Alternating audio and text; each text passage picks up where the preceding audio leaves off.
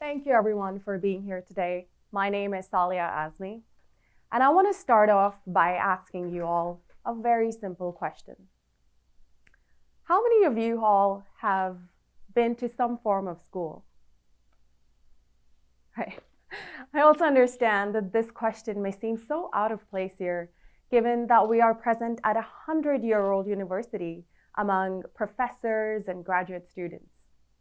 So you can imagine the behemoth task I had upon myself as I chose to speak about my passion of teaching in a remote village in India. Now, to make my task a little easy, but also to do justice to the countless of girls and boys who do not have a means to speak with you today, I encourage you all to come with me on this journey. Now, forget for a minute that you've been to a school. Forget that you know how to read or write. Done? If you're a man, you have two options. You can either choose to work in the agricultural field to provide for your family, or move to far-off cities to provide for them, but away from them. That looked like a tough choice. But if you're a woman, it's easy. You don't get to choose. You stay at home, you cook, you clean, you look after the children, because that's what your mothers and grandmothers have done. And as things stand, that's exactly what your children will be doing. Although with the added distraction of WhatsApp and TikTok and whatnot.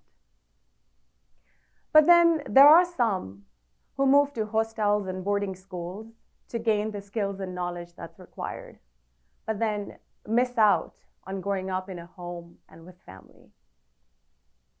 One such boy from this village moved out at the age of 8 and went on to become a doctor from one of India's most elite universities. He then settled in a big metropolitan city of Mumbai with his wife and children. And he strived hard to provide the best of education and opportunities for them, because he was keenly aware of the role of modern education on his life and on his career. So he also realized that the thought of his village and his hometown had actually never really left him. It was the year 2009, as one of his final child was finishing her undergraduate degree. He just goes up to her, throwing her a challenge and really encouraging her to make a trip to that village in Uttar Pradesh, India. That young girl who did take the challenge is standing here before you today. And that boy who left the village at the age of 8 is none other than my hero, my father, Dr. Saleha Azmi. Together, we have raised a dream from ground up, working over 14 years. And it has been a slow but sure journey. So the first year, we set up 4 classrooms in our big ancestral home. And then I was just waiting for a miracle to happen. I still remember I was sitting in my tiny office space, waiting on the children and their parents to come in to enroll for admissions. And the first kid that walked into my office suddenly started to cry. So I asked his mother, what's going on? And she said that the boy thought that he was going to get a shot, like an injection shot, because the only time before this he was inside a clean room with tables and chairs was at a local hospital. Uttar Pradesh is one of the most populated states of India, yet the least educated and backward ones. The land is rich and fertile, yet men throng to the cities, working menial jobs, living in deplorable conditions just so that they can provide back to their family. Uttar Pradesh is also one of the states of India that sends most number of members to Congress, yet ranks the topmost in illiteracy and corruption and bribery. That village, like many other villages in India, barely receives 12 hours of electric supply on a good day.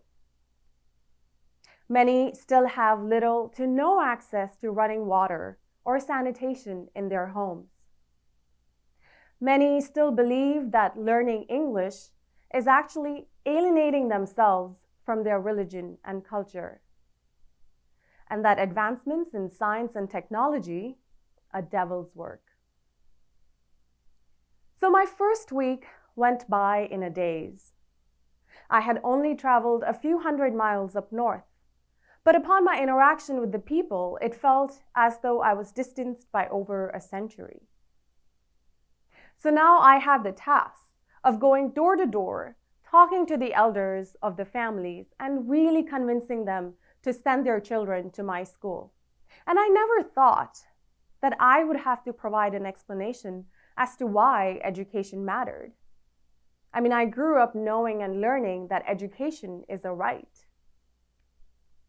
But in hindsight, it felt as though my very education was being tested in the true sense of the word. Smartphones and 30-second clips of monkeys dancing and cats running around have reached even the most remote parts of the world. Yet, the deep consciousness that learning can be made possible by those very devices is something that has eluded them. That the world's libraries are now within the grasp of their hand is something that is yet to be discovered. So my first few weeks and months actually turned into years of teaching and learning to the new world that I found myself in. The very first batch of 2009 that I had taught are now appearing for their high school examination, wanting to become doctors and English teachers themselves. But it has not been an easy journey. I also remember back in 2009, I was helping a young girl appear for her 10th grade examination. But guess what? Her barely 2-year older brother would not let her appear for the exam because the exam center was far from home and that room would have both boys and girls. But I must also tell you about Karima. Karima was this cute 6-year-old girl who came into our school, Zaf Academy, walking every day through the fields just so she could be on time.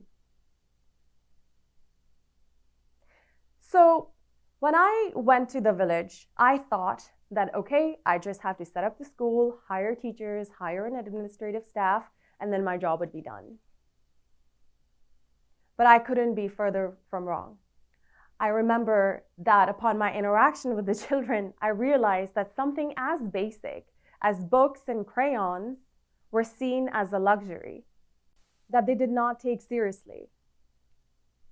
So I just had to reshuffle everything and go back not to the basics of ABCs and 1, 2, 3, but really start from teaching my children of how to sit tall and speak your mind, and how to walk without dragging your feet, how to chew with your mouth closed. And I think it is these little wins that have actually made the students of Zaf Academy stand out. My father worked tirelessly for over 14 years to transform the face of education and thereby the lives and destinies of the people of the village. He left this earth on November 14th, 2021, doing what he loved the most, going one more day, teaching one more child the love of learning. My father was no multimillionaire with money to spare. He was no politician with an agenda. He was a common man with a vision and a deeply feeling heart to try and level the playing field for everyone in this world that call it a home. How many of us here know of a Karima who walks through the fields every day for an hour, be it rain or shine? Or how many of us here have had to say no to our dreams, no matter how hard we work for them, just because someone of a superior gender or someone with some position of authority over us decided to say no? I think what I have realized that in order to grow collectively as a human race, we all have to recognize the young Karimas of this world. Their success and growth, then not just becomes a moral duty, but a reckless oversight if ignored. My siblings and I are now on this journey to transform one small village in one corner of the world because of what we have learned through the life and legacy of our father, the true meaning of the word ubuntu. I am what I am because of who we all are. Thank you.